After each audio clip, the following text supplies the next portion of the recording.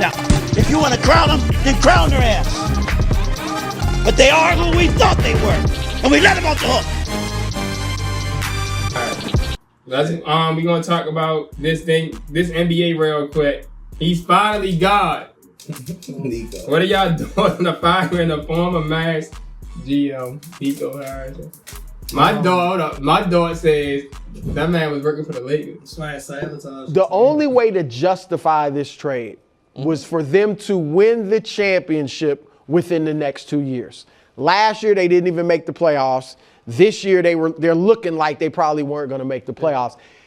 He was fortunate and lucky, really, that the ping pong balls bounced their way, and then a third way or a second way emerged for him to kind of work his way out of this trade, and that was if Cooper Flagg became, and I apologize for comparing him to white guys, but became Larry Bird or Lúka Dôncíc. Yeah. And Cooper looks like he's going to be good, but he don't. And he may eventually become a Doncic. Not at this time. No, they came right into the league and right away were like one of the best players in the league. And he's not that. That was the only thing that could save him, because then at least you could look at it like, okay, we gave up a superstar future Hall of Famer for a younger one. And I would have argued we don't know at this that point. shouldn't have saved him at all because it's dumb luck. It would have been luck, right? It wouldn't have been It his wasn't plan. the plan. They didn't. It's not like they got Cooper with one of the picks they traded Luka for. It was just dumb luck. But and I didn't mean to interrupt. No, if you wanted listen, it's simply the worst move an executive has made in sports in 100 years. It's hard to argue. It's simply that. Yeah, he sabotaged the team. He was brought in to the Dallas Mavericks organization to sabotage the organization. Of course. I mean, he helped that But first. any people who really knows, And then he fucked it up. for any people who really knows about infiltration and war tactics, you don't just come in and take it down immediately. You have to work your way in. You have to work your way in to the highest tier of comfortability and trust, and then chop that motherfucker down so that it tumbled. The best time to do what he did was after proving that I'm the guy for the job. It worked out perfectly. You build the squad up. You bring in Kyrie, the trouble guy, and somehow that trouble guy becomes one of the most admirable person working next to Lúka Dôncíc. And then somehow y'all miraculously make it to the NBA Finals.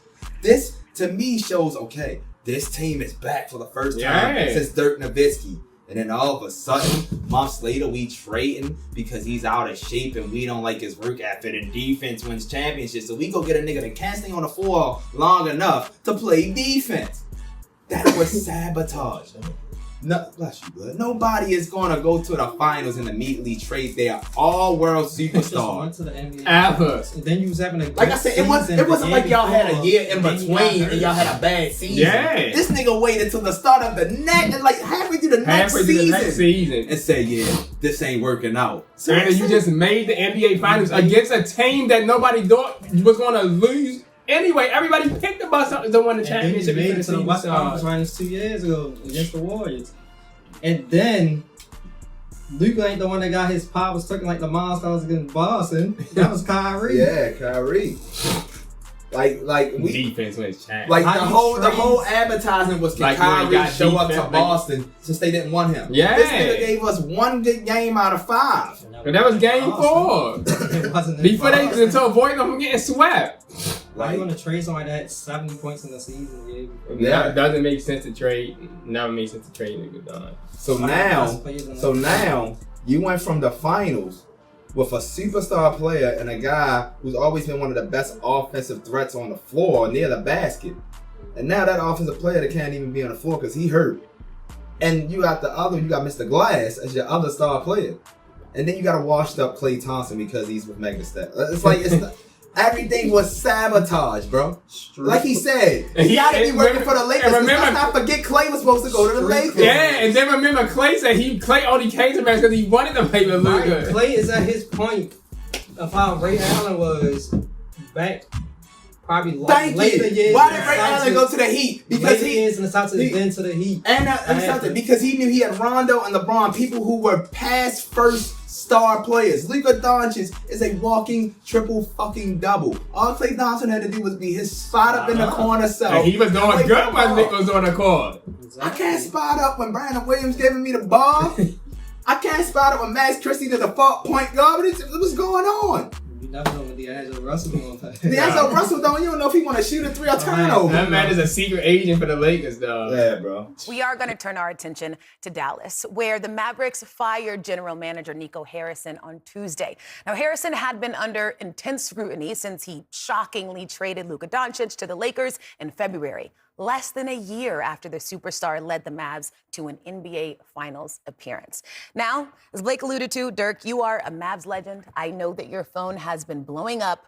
Why did this move have to happen?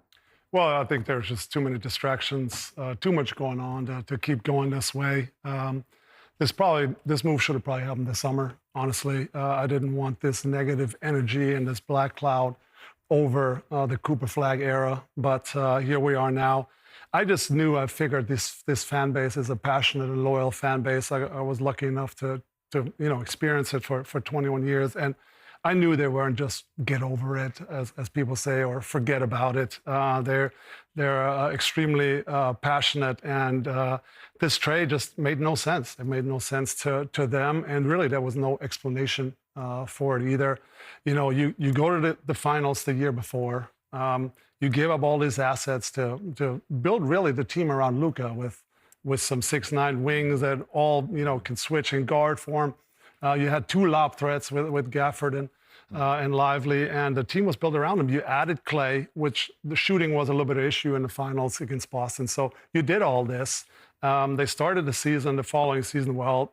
Going into Christmas Day game, they were 14-3 out of the last 17 games. So they're just starting to hit their stride, and then Luka gets hurt, and unfortunately that's the last game he's ever played in the Mavs uniform. So it was very sad. It was very sad how that ended, and it feels like the fans feel like they got robbed of actually seeing the end, seeing this through, seeing Luka develop into hopefully a champion one day, and it feels like they never got to see the end to this. So this was very heartbreaking, and but now it's I think it's time to move on. It's time to move on now.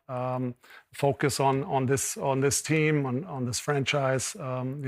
This definitely set the franchise back. But now it's about building it back up, and obviously this team is struggling a bit. It needs to support all they can get. So hopefully we can have a good year here from now on, and cheer the team up. You ain't gonna convince me otherwise. The most popular We don't know who team. fucking up more, him or Damon Jones. The sisters ain't right, bro. intertwined. You got the old person that used to be on the Lakers on the bench too, on the Mavericks bench. One of the people that used to help them work out and stuff. Yeah. He probably came over with Anthony Davis. Jason Kidd was part of the Lakers when he won the championship in the bubble. Yeah.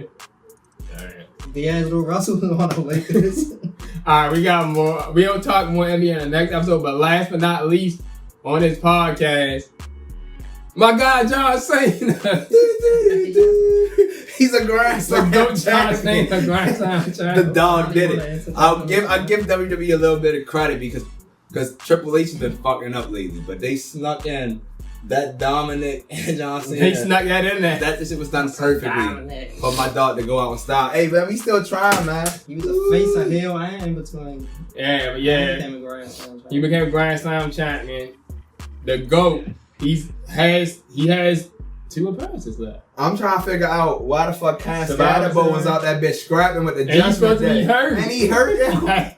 I know you probably had on a walking boot, but they was really out that bitch I saw the scrapping. same thing. I was like, his ankle was dislocated. His right place now he probably out on a boot. They had to show off at Madison Square Garden. But I was expecting a couple pushes and shoves, Yeah. not actual He was fist cuffs. actually- Man was out there like power. Wow. Okay. But yeah, y'all heard what I said. It's the end of this episode from Tout. Yes, sir.